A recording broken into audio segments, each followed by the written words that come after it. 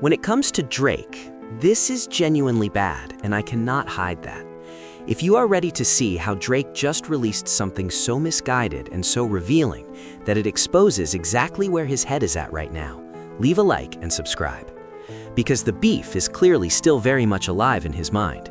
The Iceman era is getting stranger by the day, and a brand new list of targets has just emerged from the chaos. And somehow, it is even more insufferable than anything we have seen from him yet. You already know what to do. Leave a like, subscribe, and hype up the video. Because despite Drake spending considerable energy trying to turn his fan base into an army of bots aimed at people like me who are simply telling the truth, standing together as a community is still stronger than anything the Iceman rollout could throw at us. And on that note, speaking of the truth, what we are about to get into today is something I want to be very direct and very clear about from the start. Today is what I am officially calling a turning point moment, because with some of what Drake has just put out into the world, he has made it crystal clear that from this point forward, things are about to get significantly more annoying, and I genuinely mean significantly more. So I hope you enjoyed whatever peace and quiet hip-hop briefly offered, because the walking slop of the Iceman era is about to get a whole lot louder and a whole lot messier before any of this is resolved. And with everything Drake is doing right now, and with where his situation currently stands, what has become very obvious watching this Iceman rollout develop is that Drake's business, particularly his relationship with UMG and everything surrounding his actual music career, is at its absolute lowest point. Not the theatrics, not the social media stunts, not the beef commentary, but the real business infrastructure underneath all of it. And you are about to understand exactly why that is. Because even as some people try to frame what Drake is doing as a calculated attempt at his greatest comeback yet, what it is actually starting to look like is that all of this theatrics and all of this elaborate staging is functioning primarily as a smokescreen, a distraction designed to either confuse his label, buy himself time, or engineer some kind of business leverage that he does not actually have. And the clearest evidence of all of that has just arrived in the form of Drake's 69-page Iceman zine, which he wants you to call a mood board, but which is, for all intents and purposes, a diary, a personal spite journal. And I am going to call it exactly that from here on out. Because a 40-year-old man with more money than most people will ever see in their lifetime has just released a diary to promote his album. And not just any diary, a gossip-filled, grudge-laden, pettiness-soaked personal document that reads like someone processing their feelings after a very bad year in the most public and embarrassing way imaginable. This is the official creative foundation of the Iceman album. This is what Drake is presenting to the world as the artistic vision behind his supposed comeback record. And I genuinely do not know where to begin. When you scroll through what Drake has assembled and officially released as the inspiration for this album, the reference points, the images, the journal entries, what becomes immediately clear is that this is not going viral for anything related to the music or the artistry or any kind of genuine creative vision. It is going viral because it is strange, petty, and revealing in ways that confirm everything we have already suspected about where Drake's head actually is right now. And the deeper you go into this thing, the more obvious it becomes. Because while there is a mountain of content in this diary that I could spend an entire video breaking down, pages and pages of material that just reminds you why a man with every conceivable resource available to him still somehow ends up alone and surrounded by yes men rather than a real family or genuine purpose, I want to focus on the specific things that are actually meaningful, the things that tell us something real about where Iceman is heading and who Drake is planning to go after when it finally drops. And right away, even scrolling through the early pages, seeing things like a picture of Drake at the dentist sitting alongside a pack of crayons, you start to understand that whatever Drake was going for creatively here, the execution is wildly off. Because when a grown man uses crayons as part of the official branding for a major album rollout, it does not read as artistically daring. It reads as exactly the kind of thing that certain very specific lines from very specific diss tracks were hinting at. And the people who wrote those lines are probably watching all of this with a great deal of satisfaction right now. But the real story starts further in, with the actual diss content embedded inside the journal. The first one that jumps out is a picture of Drake alongside DJ Khaled from a 2023 tour, with Khaled holding a sign that says he has 2 Drake features on his upcoming 2024 album, which is funny on its own, because of course that album never came out. And when Khaled tried to restart the rollout in 2025, Drake publicly commented that the features must be Drake Bell because they were definitely not coming from him. Petty, predictable, and completely in character.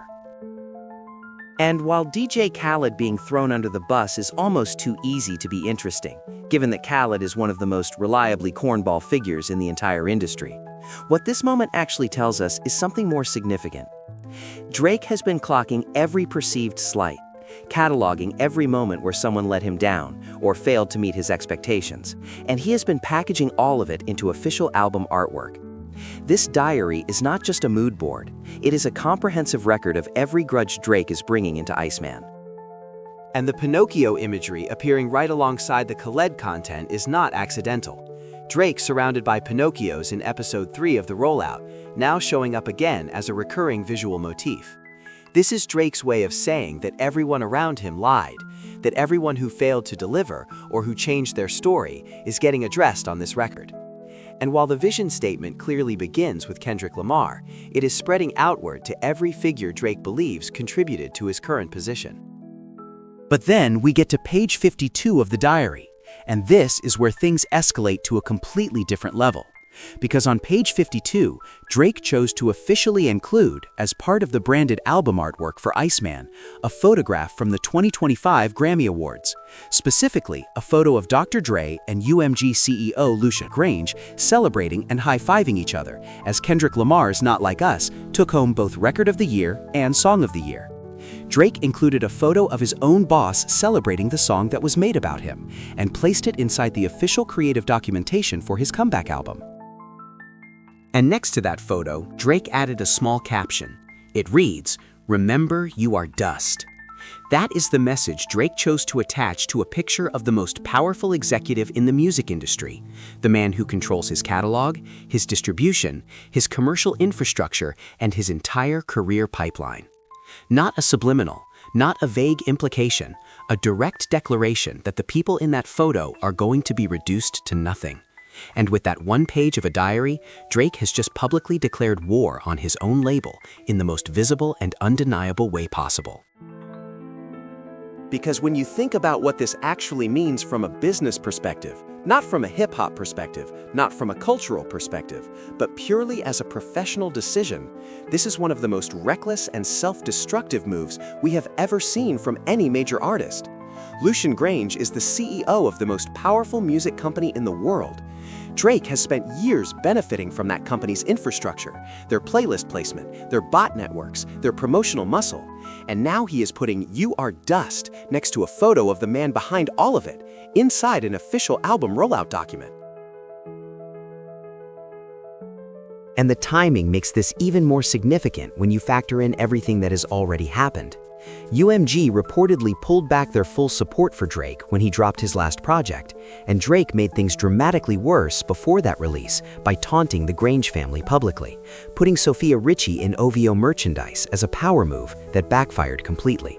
So the relationship was already broken.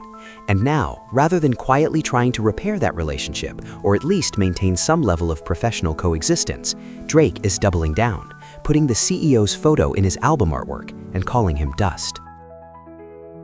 And what this signals for Iceman as a commercial release is genuinely alarming when you think about it clearly. Because UMG still holds all the cards.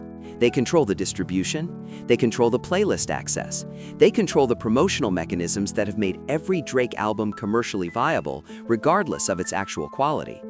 And Academics himself has now publicly admitted that UMG is not backing this album the way they have backed his previous projects. Which means Drake is preparing to go to war against his own support system, while simultaneously trying to release the most ambitious project of his career. And the parallel to what happened with Kanye West is impossible to ignore, because Kanye also reached a point where his label relationship became completely untenable, where the tension between his creative vision and the institutional infrastructure behind him became so severe that something eventually had to break. And the way Kanye ultimately exited that situation involved deliberately engineering a series of events that made it impossible for the label to continue the relationship on their existing terms. And you genuinely have to wonder whether Drake is attempting something similar. Whether all of this public antagonism toward Grange and UMG is part of a calculated strategy to force the label's hand. Because if Drake is trying to get himself dropped, if the entire Iceman era is essentially an elaborate negotiation tactic disguised as an album rollout, then a lot of what we are watching starts to make a strange kind of sense. The lawsuits that put UMG in chaos, the public shots at label executives, the diary that puts the CEO's photo next to the words "You are dust." It could all be deliberate provocation designed to push the label toward either improving his deal significantly or letting him walk. But the problem with that theory is that Drake does not actually have to leverage Kanye had, and that asymmetry makes the whole gamble extremely dangerous. Because UMG holds the catalog, UMG controls the distribution, and if they decide that the most beneficial outcome for them is to simply shelf Drake, to let him remain on the roster while providing zero promotional support and waiting for him to exhaust his options, there is very little Drake can actually do about it. He has already burned the goodwill. He has already damaged the relationship beyond easy repair. And without UMG's full backing, even the most technically impressive album Drake could possibly make is going to face enormous commercial headwinds that no amount of ice sculptures or smoke clouds can overcome. And when you factor in that Drake is simultaneously trying to go after Kendrick Lamar on this album, while also trying to challenge his own label's power structure, attempting to win a creative battle and a business battle at exactly the same time, the scope of what he is attempting to do becomes almost incomprehensible. Because these are two different fights that require completely different strategies and completely different approaches. And trying to pursue both of them on the same project at the same time, from a position of diminished leverage and institutional distrust, is a setup for failure on multiple fronts simultaneously. And even just thinking about the contractual reality of Drake's situation, the very real possibility that he is locked into a deal that gives UMG significant control over his output, regardless of how the relationship feels right now, makes the "You are dust" declaration look even more reckless. Because if Drake is genuinely bound to UMG in ways that limit his ability to walk away, then publicly antagonizing the CEO is not a power move. It is someone trapped in a room they cannot leave, setting fire to the furniture and calling it a statement. The bravado does not match the leverage. And the internal dynamics of how Drake and UMG are actually navigating this behind the scenes, what conversations are happening, what ultimatums have been issued, what conditions have been placed on the Iceman release, is something that nobody outside of that room truly knows. But what the public-facing evidence strongly suggests is that the relationship has deteriorated to a point where UMG is no longer actively invested in making Drake succeed. They may still profit from his catalog regardless of what happens with new music, but the days of UMG putting their full promotional weight behind a Drake project appear to be genuinely over, and that changes everything about what Iceman can realistically achieve. And what makes academics revealing the projected sales numbers so significant in this context is the picture it paints of how the camp is thinking about success. Predicting 450,000 to 560,000 first-week units for Iceman, framing it as needing to double GNX's numbers to make a real statement, is setting an almost impossibly high bar for an album that UMG is not actively supporting, and that is coming out in the middle of an ongoing public feud with the label's top executive. The math simply does not work. And the people making these predictions are either deliberately setting unrealistic expectations to manufacture hype, or they genuinely do not understand the commercial landscape Drake is walking into. Because when you actually break down what GNX accomplished, 320,000 first-week streams, with 0 physical copies, 0 bundles, and only 12 tracks, and then account for the fact that a longer album with physicals would likely have pushed those numbers significantly higher, you start to understand just how enormous a bar Kendrick actually set. And that record was not just commercially dominant, it also spawned multiple legitimate smash hits, won 5 Grammys, put Kendrick on the Super Bowl stage, and launched the biggest hip-hop tour in recent memory. That is the standard academics just told the world that Iceman needs to surpass, and doing that while simultaneously fighting with the label that controls your distribution is not a realistic scenario. The Grammy photo sitting at the center of Drake's diary tells you everything you need to know. No matter how many other people end up on the target list, Kendrick Lamar is the entire emotional foundation of this album. And that is the most self-defeating choice Drake could have made. Because you are building a comeback record around the man who already beat you, on top of a label relationship you have destroyed, aimed at an audience that has already moved on. Resentment is not a vision. Spite is not a concept. And albums built entirely on unprocessed anger tend to reveal more about the person making them than any of the targets they are aimed at. And no matter what Drake does from here, no matter how theatrical the rollout gets, no matter how aggressively academics pushes the narrative, this album is walking into a situation where it is structurally designed to fail on at least one dimension that matters. If it performs well commercially, the label wins, and Drake's leverage disappears. If it underperforms, his decline accelerates, and UMG decides what happens next. The only person who loses either way is Drake, and the diary he just published has made sure that everyone watching already understands that before the album even drops. And this is the contrast that cuts through everything. Kendrick Lamar put 12 songs on a record, dropped it with zero warning, and changed the entire conversation in hip-hop for the better part of a year. Drake has spent 2 years releasing a diary, commissioning smoke clouds, building ice fortresses, filing lawsuits, and dissing his own CEO, and the conversation around him is still entirely about his failures. That contrast is the whole story, and the man whose photo Drake just placed next to the words "You are dust" is the one holding every card that determines what actually happens next. So, with all of that on the table, let me know what you think about everything Drake laid out in this diary and in these Iceman branding materials. What does the "You are dust" declaration tell you about where this album is heading? And what do you think UMG's next move actually is?